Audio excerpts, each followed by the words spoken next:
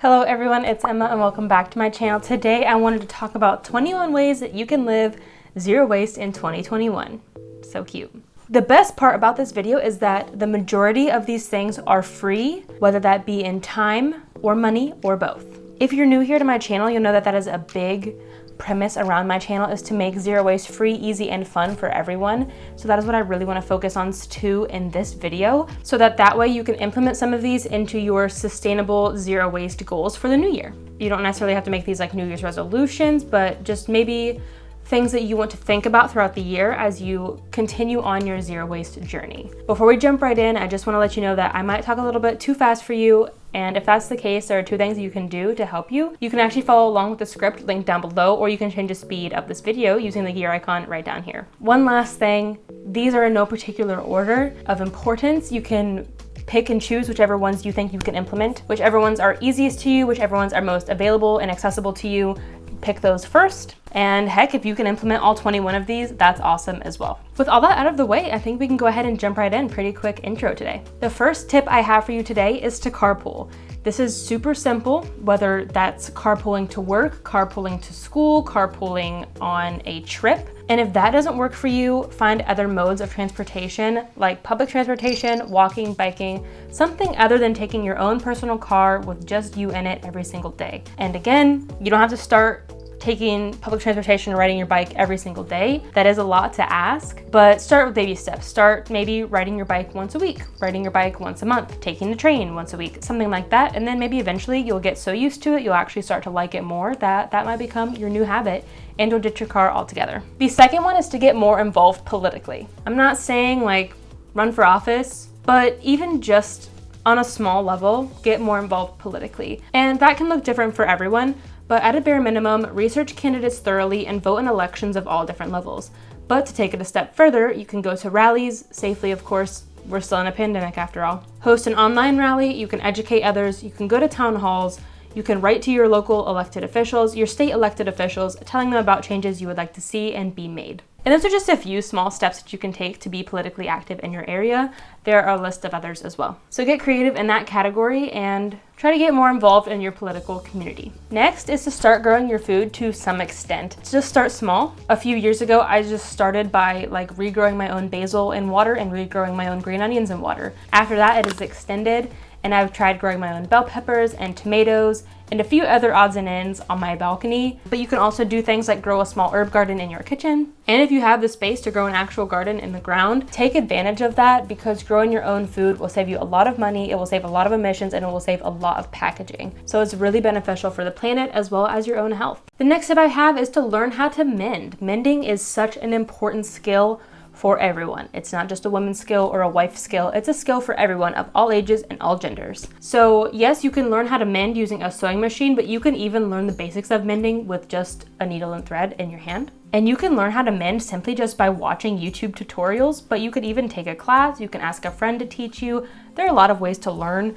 You can even just practice and kind of learn from trial and error as well. And don't just stop with clothes. Mending clothes is of course great, but mend other things like broken mugs, like if your mug handle broke off, furniture, shoes, toys, so that they get more life out of them. The point here with this tip is to keep a whole bunch of things out of the landfill instead of thinking, it's broken, into the trash. Think of, it's broken, how can I fix this? Not just learning how to mend, but also learning how to change your mindset around broken things. Something else you can do this year is to commit to buying secondhand.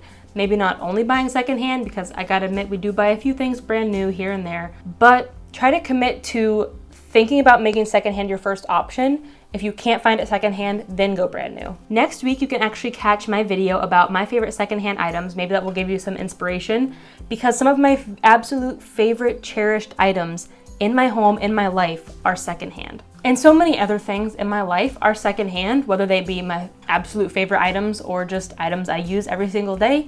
You can find so many valuable and useful things secondhand. Maybe this year we can kind of break the stigma around secondhand shopping and buying secondhand items as gifts. Buying secondhand is better for the environment because it encourages a circular economy and it keeps a lot of things out of the landfill. By not buying brand new items, you're not contributing to the supply and demand. Therefore, you're not contributing to the extraction of brand new resources and the overexploitation of the earth. While you're at it, make it a goal to sell, rehome, and donate your old but still usable goods this year instead of throwing them away. If you're sick of a pair of shoes, give them to a better home, not the landfill. That is, unless they're actually garbage. And I have an entire video, I'll leave it linked up here as well as down below, about other places that you can donate your items besides the thrift store. And I will leave a blog post I wrote a while ago about why always donating through the thrift stores is not the best option. That will be linked down below. And why we should think outside the box and about being intentional about donating our items instead of just dropping it at a thrift store. But still shop at thrift stores so that they can get rid of their stuff and accept more donations. The point here, don't throw away good items. Say, I don't like this sweater anymore, I just decided I don't like this style. I'm not gonna put it into my trash can. That is so wasteful. The sweater is still wearable by somebody. A big part about the zero waste lifestyle is changing your mindset from our standard consumeristic mindset. The next thing you can do this year to reduce your waste in a very easy way is to just clean up your data. And that can be things like clearing old photos off your phone and your iPad and your computer and your hard drives, as well as being mindful about what you download. And here's why. According to the Department of Energy, the average power plant uses 600 grams of CO2 for every kilowatt hour generated. So when transferring and downloading 1 gigabyte of data, 3 kilograms of CO2 is produced. Saving and storing 100 gigabytes of data in the cloud per year results in about 0.2 tons of CO2 per person. It might not seem like much, it might seem like a lot to some, but it really does add up over time, especially if this is every single person in the world doing this. So take the time to go through all the different apps on your phone and clear them out. I just cleared out my notepad the other day, clear out your voice memos, your camera roll, all that sort of stuff, so that way your phone isn't using up so much energy, as well as the cloud isn't using up so much data. It might not look like, my iPad's sitting here using energy right now, but I'm using a Google Docs right now. Google Docs has an operating center that runs off of probably fossil fuels. So that's what I mean. If I've got my full 15 gigabytes full on Google Docs, it's going to require more energy to store my data, as if instead I were to clear out all of my old Google Docs and I were to only use 1 gigabyte of data, it would be using a lot less energy at that power plant to store the data. If you'd like a more in-depth video about invisible energy consumption like that, like surfing the internet, watching Netflix, let me know. I'd like to do a deep dive on that. Another really great thing you can do this year, every single day of the year, every single year for the rest of your life, is to learn to recycle properly and actually recycle properly. I know a lot of people recycle out of guilt, and that's because, quite frankly, recycling has been put on us as consumers as a means to live more eco-friendly. As well as recycling is a broken system, to say the least. But the system can use our help. We can help the system to improve. We're not gonna fix it by just recycling better, but we can help it. If we sort our recycling, if we are mindful of not putting actual garbage in the recycling, if we make sure we're recycling according to our facility, according to our location, and we're not putting hazardous waste or contaminated waste into our recycle bins, it really increases the chance of that material being recycled. I have so many videos on recycling. I'll leave the full playlist up here. I'll leave all the videos linked down below on plastic, paper, metal, glass, bioplastics. I've got e-waste, all sorts of recycling videos, very educational on what you can and can't recycle. I've got a video on 100 things you can't recycle, also 100 surprising things you can recycle. So much recycling content. Again, all linked down below. Highly encourage you check it out. If your New Year's resolution is to recycle better this year. Even if it's not, you should still check them out because they're very helpful. But that leads into my next tip, and that's just to reduce your consumption where you can. Because the recycling system is so broken, we should not rely on it. And I will leave a great video from Shell Bizzle linked up here if I have enough cards. If not, I'll leave it linked down below as well. She made a really great video about how recycling is so broken and we should not rely on it. Because ultimately, depending on your area, only like 5 to 40, maybe 50% of your recycling is actually being recycled in the US. Other areas of the world do a better job. That if only 5% of our recycling is being recycled, it's just as good as throwing it into the trash, putting it into the landfill. But companies and advertisements have been really putting the blame on consumers that recycling is the end all be all and the saving grace of environmentalism and climate change. And I'm not saying you need to go 100% zero waste and reduce all the single use items you use this year. That's not feasible by anybody. But start by making a small few changes every day, whether that be plastic water bottles, plastic yogurt containers, avoiding plastic on your produce and like buying your produce naked, that sort of stuff. And again, check out my recycling playlist for more tips. Along those lines is to just become a conscious consumer. What I mean is to be cognizant of what you are buying, what material you are buying, where it is being made, who is making it, are they getting paid fairly, what is the environmental impact of that item, can you find it secondhand, can you find it packaged differently or locally? There are a lot of questions to ask yourself, and I encourage you to take these steps, ask yourself these questions. They help you to make better decisions as a conscious, sustainable shopper and a conscious, sustainable consumer. And I really encourage you to not just hop onto Amazon and hop in the car and drive to Target, and instead shop secondhand if you can, and if you can't, check out more ethical and sustainable brands first. And sort of along those lines is to do a trash audit. Trash audits are great because it really helps you monitor what you're bringing into your life as well as what you're getting rid of in terms of trash. So I'll leave a full video of a trash audit I did last year linked up here. Again, if I'm out of cards, it'll be down below. But basically what a trash audit is you keep all of your trash that's not food waste for an entire month, an entire week if you only have a week. And then you see what you have at the end of that time. You see, what can I omit completely? What can I reduce? What can I buy in a different material? If you're not into that, or maybe you just want to do this as well, you can do a no buy month as well. Obviously, you'll still buy groceries and pay your bills and pay for any necessities, but you won't buy anything you just want this month. And you can write them down for later, but during this month, you're not allowed to buy anything that you want. This is a practice that really helps you think through purchases and avoid impulse buys. Something I do too is to write down an item I want, even not during no buy months. If I think about that item again and again, I actually want or need that item.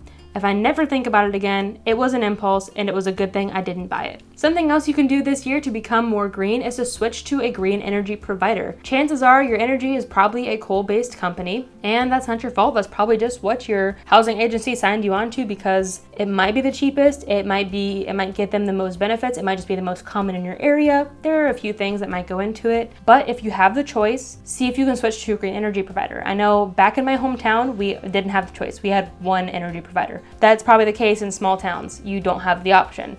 But if you live in a bigger city and you have the option between coal and wind, coal and solar, coal and hydro, there are a lot of other green options. See if you can switch to one of those instead, especially if they're comparable prices. That's not very drastic difference, or especially if they're the same, might even save you money.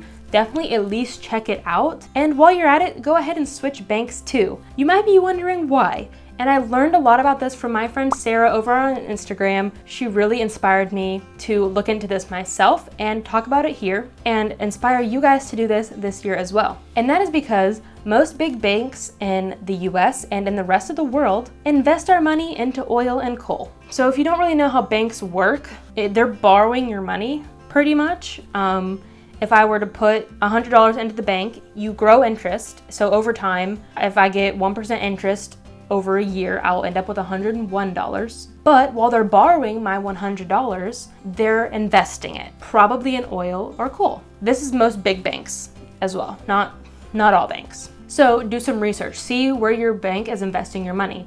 If your bank is investing your money in coal and oil, switch banks. Get rid of them. Get out of that toxic relationship. And instead, find a new bank who doesn't do that. Another thing you can learn to do this year is to learn how to compost. And there are a lot of different ways that you can do this. First, if you have a big yard, just start a compost pile. It's as simple as just piling up a bunch of food scraps. Now there are a few do's and don'ts to composting. I'll leave my video about the do's and don'ts of composting linked up here and or down below. Things like you can't put meat and other animal products in there. And then the other important thing too is to rotate between greens and browns, which is like wet food scraps and dry food scraps, and then rotate it every so often. This goes for all types of composting, I think. Again, I'm not an expert, so definitely consult some better resources than me. If you don't have a lot of yard space, like myself, you can build yourself kind of an enclosed area or a bit of a bin. So what I did was I found a bin in someone's trash. I drilled some holes in it, and then I found a pallet that was also in the trash, and then a scrap piece of wood. This has worked great for me, and I'm coming out with an update video that's probably gonna come out right about when we're leaving. So if you're interested in the compost update, stay tuned. And then if you also don't have room for that, you live in a tiny apartment, there are smaller apartment compost bins, which are awesome. If you're a lucky person that lives in an area with commercial compost, take advantage of it. Don't bother doing all this hard work yourself if your city will just take it for you, especially because then your city will probably give that to local farmers and help actually get that nutrients returned to the earth. Now, it is great if you do your own compost and you have your own garden, like one of the other tips, because then you can put your own compost on your own garden. Composting is great, not only for soil nutrition, but it also keeps food out of the landfill, because food in our landfill actually creates a lot of methane, which contributes to climate change. Something else you can do this year is to ditch the big four. And this is probably one of the only tips in this video that requires you to make a little bit of an investment, but even then it's just an upfront investment and you won't have to pay anything at least for several years until these items break. So what are the big four? The big four are the top 4 most used single-use items, and that is water bottles, coffee cups, utensils, and bags. And I also like to throw to-go containers in there just because I'm sure we all have extra Tupperware lying around that we can just throw into our book bag, into our travel bag, and bring with us. That doesn't even cost any money. Now the trick here is actually to remember to bring these items with you, because I'm sure we all already have at least a reusable water bottle or a single-use water bottle that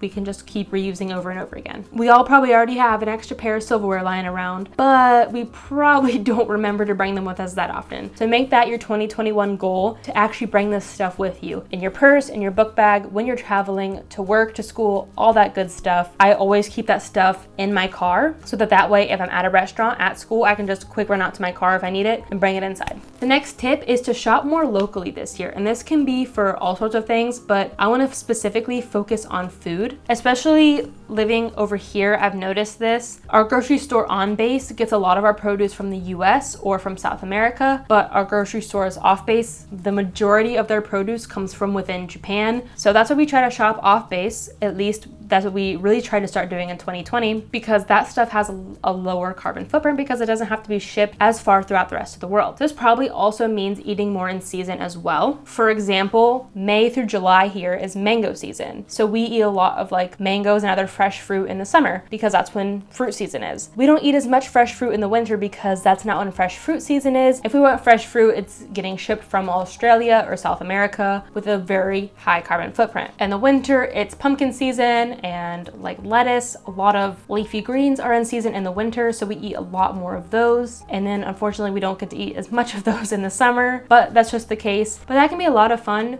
trying new recipes and trying new foods. Something else you can do this year is to unsubscribe from junk mail, whether that be physical mail or digital mail. Obviously, the physical mail is a pretty self-explanatory one. The less physical mail you get, the less resources that have to be used to create that junk mail. Digital mail might need a little bit of an explanation. Like we talked about earlier, the more emails you have in your phone or in your inbox on your computer, the more data that's being used to store that data. Clean out your email first off, but also unsubscribe from junk email so you don't have to clean out your email so often. Not to mention, a lot of these junk emails are probably advertisements which are trying to get you to buy more stuff. And then the more stuff you buy, again, the higher the carbon footprint there. The next tip is to shop your pantry, shop your home in general, even like clothes, before you go to the store, before you even write anything on your list. For example, I had a friend who gave us a bunch of spices before they left the island. When I got the box of spices, there were 6 jars of oregano, almost full, 6 of them. This is why it's important to look like, okay, do I have oregano before I go and write it on my list? Do I have a can of chickpeas before I write it on my list? Do I already have a pair of jeans before I go and buy a new one? Other things like that. Make sure you actually need that item before you go out and buy a new one, because then you're consuming more resources, and then with food, you're also risking the expiration and then food waste as well. Another way to avoid food waste this year is to meal plan. And I don't mean meal prep, you know, like all 7 meals on Sunday and put them in containers and then you're good to go. I hate doing that. If you're into that, fine. But what I mean is to actually consciously plan out the meals for the week or 2 weeks or the month, as well as the ingredients. So you buy exactly what you need. You don't buy extra. You don't impulse buy. This helps you stick to your list, so you're not just going into the store blind. And then because I'm not overbuying things, I'm not wasting any food. Hopefully that helps you as well. And the last tip I have for you on ways that you can live low waste in 2021 and your whole life is to educate others. I talk about this a lot as well. Don't let this information stop with you. This information or information, any video you watch, anything you read, don't let it stop with you. That's a big reason why I started my own channel, was because I was doing so much research and I'm like, I can't keep this to myself. I have to spread the message. I'm not saying you have to start a YouTube channel or an Instagram. If you want to, that's awesome. But what you should do, I think at the very minimum, share the articles you read, share the videos you watch, whether that be a link think, verbally, and so forth. We need all the voices we can get in the zero waste movement, so be one of them this year. After all, we don't need 100 people doing zero waste perfectly. We need everyone doing zero waste imperfectly. I hope this video was inspiring to you. I hope it was encouraging. I hope you found some new ways to live low waste this new year. If you have any more ways, definitely leave them down below. I'd love to hear them. I have an entire playlist as well on free ways to live low waste. I'm on 5 videos, each with 25 different tips. I've got 2 more planned before I leave Japan, so that will be 175 free ways to live low waste. So if you have any more free ways to live low waste, definitely leave them down below. I'd love to keep that series going, but I'm kind of running out of ideas, to be honest. I'm getting really into the weeds, like very, very random things. But anyway, thank you so much for watching. I really appreciate it, especially if you made it all the way to the end. I hope this inspires you to make some changes into your daily routine and to live more sustainably this year. Thank you so much for watching, and until next time, remember that these small changes you make have a big impact in the long run. Bye, guys. No, stop. Daily Mochi, say hello to the camera in the video. Is that what you need? You need 85 kisses? Oh my god. She's such a baby. How do you think you can be wild? And those are just a few steps that you can take to be politically active in your area. Oh, I'm scratching my back. You can go up there? Go on. Go on. So precarious. But buying secondhand is better for the economy because it encourages a circular, did I say better for the economy? I think that's correct. I'm not good at math anymore. Why do I act like I'm new at filming? Thanks, Jets.